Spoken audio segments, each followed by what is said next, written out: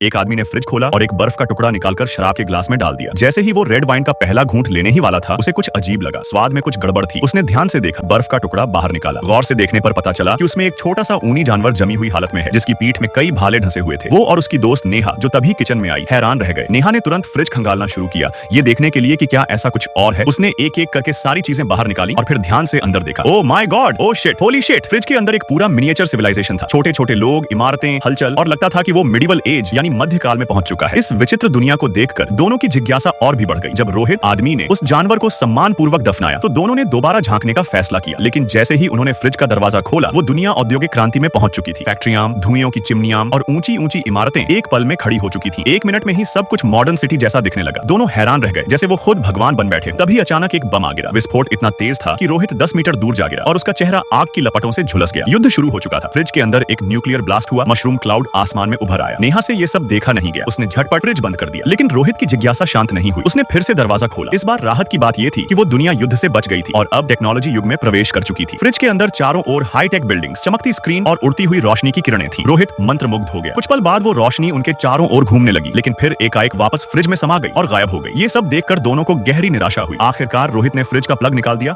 और नेहा ने दरवाजा बंद कर दिया। अगले दिन सुबह सुबह नींद से जागते ही दोनों से रहा नहीं गया। उन्होंने फिर से फ्रिज खोला। एक घना कोहरा निकला और इस बार फ्रिज के भीतर का नजारा बिल्कुल बदल चुका था। अब वो दुनिया वापस प्राचीन काल में लौट चुकी थी। डायनासोर घूम रहे थे, जंगलों का राज था। तो क्या हो सकता है कि हम जिस दुनिया में रह रहे हैं, वो भी शायद किसी और के फ्रिज का ही हिस्सा हो।